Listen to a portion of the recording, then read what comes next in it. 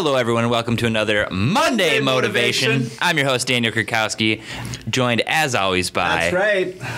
The creative genius, the mastermind, the vegetarian Roman Peysakhovich. That's right. Dude, how's that going, man? It's going really, really, really well. I don't think I could ever give up meat, and here I am. I gave it all up, and I don't even miss it, and I'm loving the... all of the you seem like you're trailing fruits. off. Are you getting enough food, or what's going on? I just got done eating. Okay. I had like 2 pounds of a bunch of green stuff, and I feel fantastic. So fantastic that I just said, Daniel, we're doing Monday Motivation. Well, we have to. We have Roman here. We have Roman here. He just randomly showed up to the office, and I was like, listen, you're doing Monday Motivation. He asked what it was, and I was like, you don't even have to worry about it. You just have to take a seat and then answer questions. We're going to ask you some pretty intimate things, and you just have to be upfront and honest, and I think the audience is going to enjoy it. Always does. But good. Really nice, interesting story about Roman. You want to tell a little bit, just a quick little blurb? Just a little about yourself. Yeah, what you do. Small business owner, etc. Okay. Yeah, so I own a cleaning business. It is called Maid Masters. We are located in Plymouth, Minnesota. Shout out Maid Masters, maidmasters.com. Homecleaningmn.com. Even better URL. There it is. Even better. Yep. We started 2 years ago. Yep. Exactly 2 years ago is when I started the business. I already had a lot of background in the field because my family, my grandmother she's been doing house cleaning for over 20 years. Yep. So she came to America with kind of an entrepreneurial background. She started cleaning houses, and then shortly after she formed a couple teams, and then she created her business. Oh, right on. And so she had some girls working for her. They went around. They had no marketing back then, no computer, no nothing. She ran this entire business on a notebook through referrals and everything, and she's a hustler. She knocked on people's doors and said, we're here to clean, and then she knocked on their neighbors' doors and said, we're here to clean. So she ended up growing the business, and I started helping her out roughly 4 or 5 years ago. Yep. That's roughly when I was in business school, so I was learning the logistics of business. At the same time, I was very interested in her business, what she's doing right, what she's doing wrong, and whatnot. Mm-hmm. And I started driving people.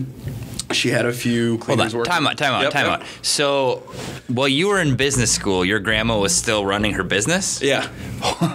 That's amazing. Yeah. Oh, she's still running it right now, even. Oh my God. Yeah. He's only the second in command. Yeah. Shout out to Grandma Roman right now. Yes, exactly. So I started driving people around, learning everything about the business, asking the employees questions. How long were you there for? How much are you getting paid? How much are they paying? Right. Figuring everything out. And from there, I just said, hey, maybe this is something that I want to do.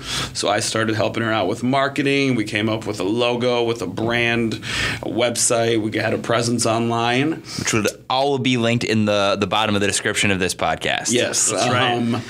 And basically just took off from there. We became partners with Angie's List, a lot of local, companies that list small businesses. Thumbtack, a lot of the best. All of it. Yep, all of it, yeah. And basically the business just took off. And 2 years ago, she kind of decided to chill. She's had her own clients for 20 years since she started, so she wasn't really interested in continuing to grow the business. So from there, I basically formed Maid Masters 2 years ago. Okay. And started my own company, and it's been all good since then. Right on. Yep. So go ahead. No, I was really, because we tossed around topic of what to do on Monday Motivation, but I was really just going to ask Roman. I was like, hey, since you're kind of, a lone wolf when it comes to, the office environment, what do you do to stay motivated? How do you keep up with the motivation and, just wanting to get up every morning and just hit the ground running? Is it because Grandma's there? So at this point now, I don't have an office. I don't plan on having one. I've automated a lot of the business. It's just all I need to operate the entire business is a computer. Nice. So nobody wakes me up and tells me what to do or tells me even when to wake up. So that's a very good question. I do. Yeah. Wait. Me and Shaz. Yes. Typically, yes. Yes, exactly. So basically, no one tells me when to wake up and everything, and I have a routine because I work from home. Yep. Which Goran, is not the biggest fan of. But as long as I stay in my routine, everything works out. So, I wake up, I go to the gym, I meditate before I start. Our days typically start at 8:30. That's when calls start coming in. That's when we do our first house. So typically by 8, I like to be already 8:30 on full alert mode and ready to go. And already worked out. Yes. Already meditated. Yes. Already eaten. Yeah. No. Presumably. You're not eating yet. No, okay. Not till lunchtime. Got it. Yep. Yeah. Oh, he does the intermittent fasting. I do. Yes. Most days. But really, it's tough for me to be motivated in the field because, like I said, I've automated so much of the business that it's just me and a computer. Yeah. So to keep kind of going and growing, I spend a lot of time communicating with other business owners. Yeah. Whether that's on WhatsApp or on Facebook. I mean, that's how me and Goran are friends. Just about business strategies and development and growth, because I know you guys have this culture here that's like, you're growing and everything. I don't have that because it's just me. Right. Now I have, over 15 employees, but I don't see a lot of them more than once a month. Right. I mean, granted, they're not contractors or anything. They're all like our employees, but it's just the way that I've automated it. I don't really get to see them that much. We communicate every day, but we just don't see each other. So as far as growing the business and going into different fields and stuff, that's something that I come up with when I talk with other business owners and not necessarily other business owners in the field. So I've gotten some great ideas from Goran, because one, he's a customer, but not only that, he's a friend, so he kind of pushes me in the right direction. Maybe you should it's because I'm a customer. Yeah. Yes. Yeah. So really, I just stay motivated by being in touch with other business owners. I go to conventions where there's people in our industry where we talk about, what's coming up next and stuff like that. Because otherwise, if I didn't do that, there would just be no more growth because I can't come up with the ideas myself. Got it. So I think a lot of the people that we work with to some capacity, most of them are real estate investors. Yep. But then, there's a logical progression into investing in other businesses as well. Right. And it sounds like a lot of the principles that you took and applied are something that we can apply to what we do as well. So there was this existing business that existed, cleaners. Yep. And you kind of stepped in, learned from, the way that the business ran, and now you've created it. Because I'm guessing that, back 30, 40 years ago, whenever the business originally started with your grandma, it wasn't all automated. And No. So, definitely not. What did you see in the business that allowed you to kind of automate it and put all these new modern twists into it to make it more efficient for yourself? Yeah, so basically I saw that it was basically what you just said. It was lacking all that. So it didn't have anything to automate it. There was employees that didn't know, what they were going to do tomorrow, what their schedule was like, when they're going to be back at everything. And it's really because they had no software kind of present in the business to make everything run. So what I did was I joined a couple of Facebook groups of maid owners and I said, what are you guys doing? And I got involved with somebody who was at the time developing the software that is www.zenmaid.com. Everybody should check it out. Shout out ZenMaid. Yes. Yeah. Wow, he's divulging some trade secrets, man. Yeah, If you're in a cleaning business and you listen to this guy, take it from me. We're talking to you, Sheldrick. Yeah, he knows. This guy knows what he's doing, man. He's just fully automated. Yeah, so I worked with this with one of my friends, Amar, who's a developer of the software, and he basically owned a maid service, and he saw himself like, wow, there's so much of the tasks and so much of the payroll, the work orders, the follow-ups, the text reminders, all this should be automated. We shouldn't be spending hours a day doing this. So he came up with ZenMaid, the software. We tried it out a little bit. I told him, what to add, what I thought of the software, and he mastered it. And now, there's thousands of maid owners all over America using it. Right on. Yeah, we meet every year at a convention. There's a cleaning convention. This year was in Vegas. We met. Just tell people about the software because it really automates so many things for us. If you go right now on the website and you chat, someone's going to chat with you and everything. If you want to schedule a cleaning right now, you don't have to call in and talk and try to pick out a time. You go online, pick it, your day, your team, everything. It's all about automation. Yeah, it seems to me like that's really one of the only ways to be cost effective in gaining new business. Yep. If you have great customers that have been around for a long, long time, they may not care as much that you don't have the most up-to-date style of or methodology for dispatching cleaners, whatever the case may be. But for someone like me who doesn't have someone already set up, that's perfect. I think a lot of times people are just afraid of that human interaction a little bit. Yep. So being able to provide a service to people who can I'm sure your phone number's on there too, and you right. can talk to someone if they want to. Yes. But also, there's a whole other 50% of the market perhaps who wants to engage just through technology. Exactly. Yeah. And I think. I was just going to say, even though it's automated, it's not just to save money. It's also to improve customer satisfaction. And I know, being a customer myself, it's about kind of cutting down on the time to get what you need and want, and you just want to have that ability to do it whenever you want. And that's what that automation gives you. You can, let's say last night at 11:30 p.m. I'm like, I need to schedule cleaning. Who am I going to call? No one's going to answer. You can just go to his website and make everything happen and specify what you want when you want. Yeah, that's awesome. That's what people want.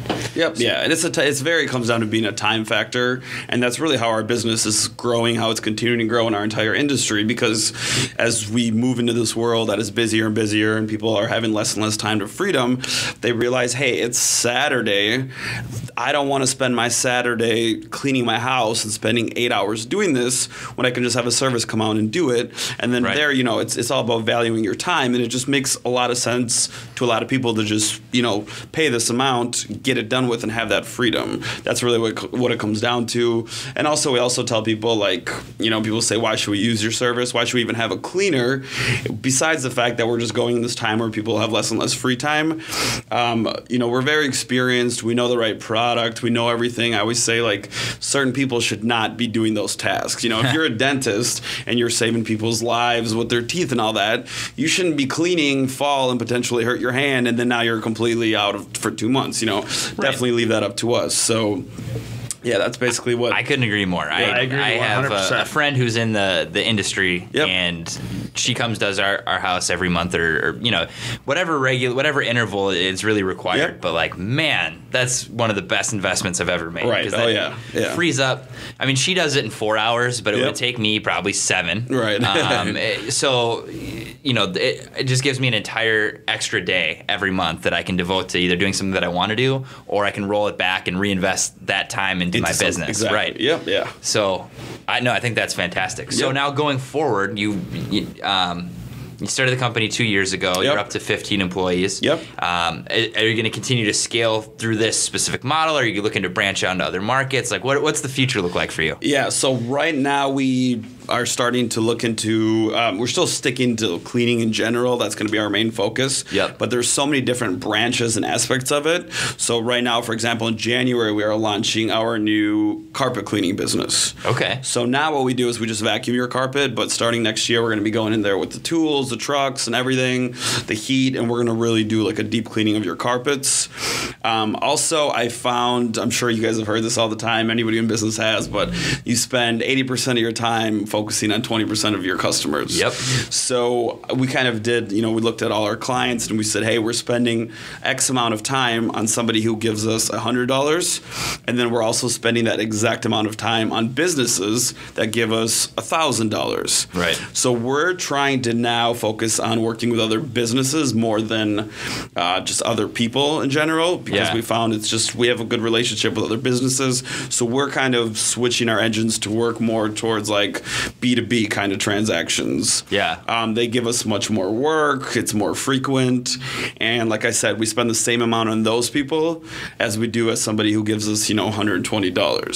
So let me ask you this then, because that's the big one for, I think, everybody, where motivation tends to be a lot of the issue here. Yes. You don't know necessarily these other business owners that you want to go out. If you're in an office environment, I think it's easier to get on the phone because there's someone else pressuring you. You're competing against that guy. Right. If you're the sole owner of the business who's really focused on business development, what gets you excited enough to pick up the phone and reach out to these other business owners that you have no idea when no one's making you do it? How do you find that inner courage and desire to really want to go push and do something like that? Yeah, so I guess it comes down to seeing the results of what they've done in the past for us. So our marketing is not necessarily necessarily geared towards businesses, but sometimes businesses will, see a maid service and they'll be like, maybe they can do our business, our office, or it's a property management company. Maybe they can take on all our new construction and stuff like that. Yeah. And from that, just analyzing all the data, I was kind of like, this gets me more excited than the person over here. Not to say that we're going to prioritize and say, oh, you're not important, we're going to make room for businesses.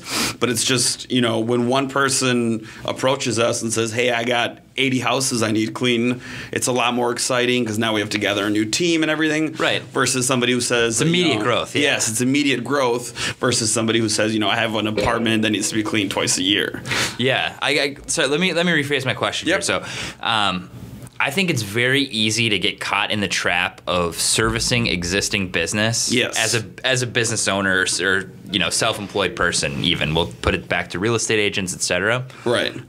You get really caught up on what you're doing, and you're not as focused on prospecting, continuing to build your pipeline, planning for the future. Right.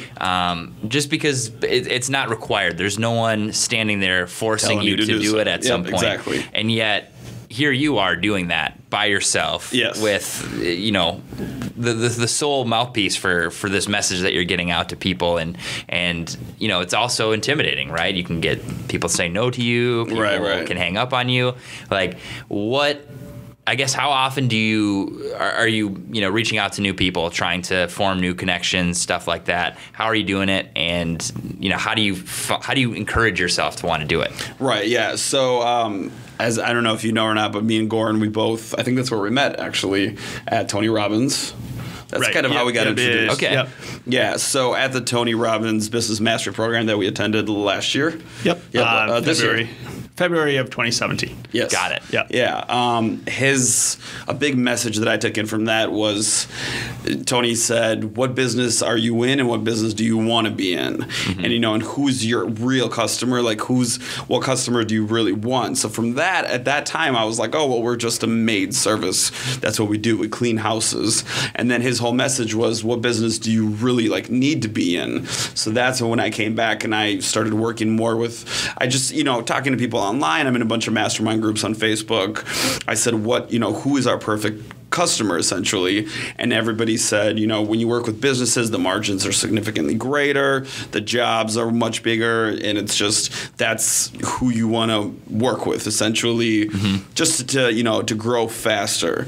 So from there, I started approaching businesses, property management companies and stuff, giving them the idea of, we can service all of your houses, and then we started learning how to do post-construction cleaning, everything about that, which is a whole different, you can't just go in there and vacuum and post-construction clean. Right. They need to make sure there's no dust behind and everything. So really, I just realized that was more kind of exciting. And I spoke to all of our team members as well, and they like those jobs more. It's just, it gives them more kind of job satisfaction doing that. So with that said, I was just kind of like, this is going to be the right move for our business. And not to say that we're completely going away from just being a regular maid service. But if it, excites the cleaners, if it's the right path for growing our business, then that in itself just kind of drives me to be like, hey, this week or this month, our goal is to find one new property management company. Go ahead. No, I was just going to say the key takeaway and what we all had to think about it going back to the Tony Robbins event is the kind of what business are you currently in, what business versus what business you should be in, based on what you want. If the dollars are all you want, that's one thing. If satisfaction is what you want, it's another thing. If it's a combo of both, that's another thing. But it was really to isolate kind of what business you should be in, and that's really taking it's not by taking an analytical approach of where you are currently and what's working, what's not working, being honest with yourself, saying, hey, this is not working, this is what I should be going after, and actually then going after it because you now know what needs to be addressed to get fixed. Yeah. Once you can identify that goal, it's easier to. That's right. You have something to compare it to too. That's right. No, what were we going to ask before we wrap it up? You hit the nail on the head with that, actually. So Bam. Awesome. Yeah. I think he's got an appointment across town, so he's got to go back to All right. I'm fine. he wants to stay more. This is going to turn into a full VSM Real Estate Podcast. Yeah. Right on.